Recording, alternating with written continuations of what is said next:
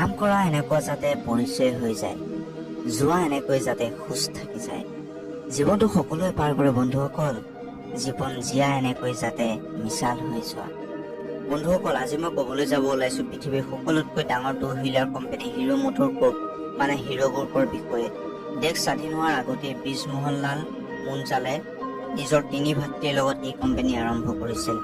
তেওঁৰ সপোন আছিল এনেকুৱা এখন টু হুইলাৰ বনাব যি দুখীয়াৰ কাৰণে ট্ৰান্সপৰ্টৰ বাবে সকলোতকৈ সস্তা হয়।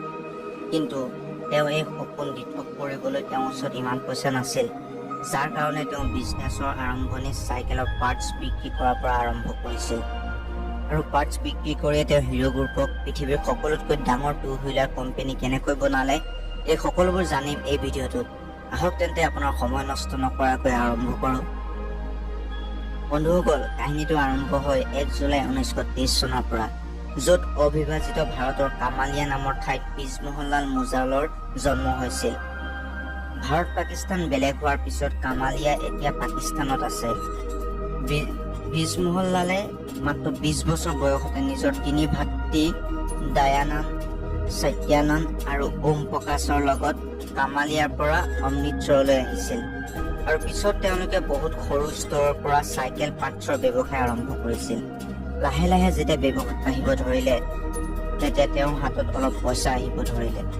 আৰু পিছত 1954 চনত তেওঁ হিৰো চাইকেলছৰ স্থাপনা কৰিছিল, য'ত তেওঁ চাইকেলৰ কাৰণে চেইন, হেণ্ডেল আৰু ফ্ৰক বনাইছিল। দুবছৰ পিছত 1956 চনত পঞ্জাৱ চৰকাৰে চাইকেল কোম্পানীৰ বাবে টেণ্ডাৰ উলিয়ালে আৰু তাত হিৰো চাইকেলছেও নিজৰ বিট লগাইছিল। আৰু সৌভাগ্যক্ৰমে হিৰো গ্ৰুপে চৰকাৰৰ দ্বাৰা চাইকেল বনোৱাৰ লাইচেঞ্চ পালে, যাৰ পিছত তেওঁ নিজৰ গোটোৱা ধন আৰু চৰকাৰৰ পৰা 6 লাখ টকা সহায় লৈ চাইকেল বনোৱাৰ ব্যৱসায় আৰম্ভ কৰিছিল। প্ৰথমতে তেওঁৰ প্ৰডাকশ্যন ইমানো ভাল নাছিল, কিন্তু সময় বাগৰাৰ লগতে নিজৰ কষ্ট আৰু সাধনাৰ বলত তেওঁ প্ৰডাকশ্যন বঢ়াই ৭৫০০ চাইকেলছ প্ৰতি বছৰে কৰিলে।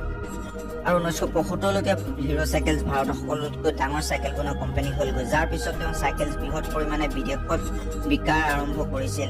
আৰু এনেকৈ 1986লৈকে এই কোম্পানী ভাৰতৰ লগতে গোটেই পৃথিৱীৰ ভিতৰত সকলোতকৈ ডাঙৰ চাইকেল বনোৱা কোম্পানী হ'লগৈ।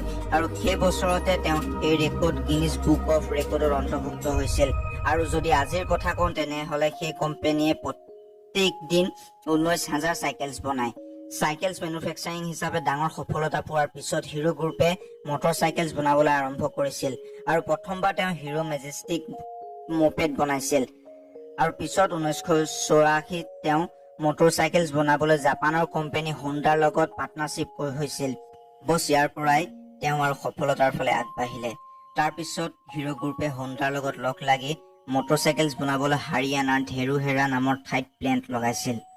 আৰু 13 এপ্ৰিল 1985 হিৰো হোণ্ডাৰ প্ৰথম বাইক CD100 লঞ্চ কৰিছিল, যি বাইকে নিজৰ লঞ্চিঙৰ পিছত গোটেই ভাৰতবৰ্ষক হিলাই দিছিল, কিয়নো এই বাইকখন বিশেষকৈ সাধাৰণ মানুহৰ কাৰণে বনাইছিল, যাৰ জবৰদস্ত মাইলেজ আৰু কমফৰ্টৰ কাৰণে মানুহে ইয়াক ইমান ভাল পাইছিল।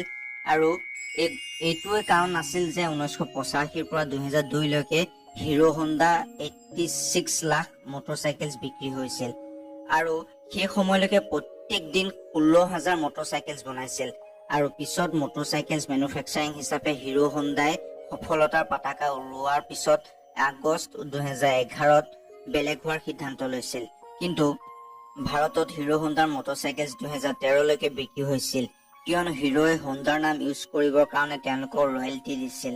আৰু পিছত যেতিয়া দুয়োটা কোম্পানী বেলেগ হৈছিল, তেতিয়া হিৰোৱে নিজৰ ব্যৱসায় হিৰো মটৰ কৰ্প নামে আগবঢ়াইছিল।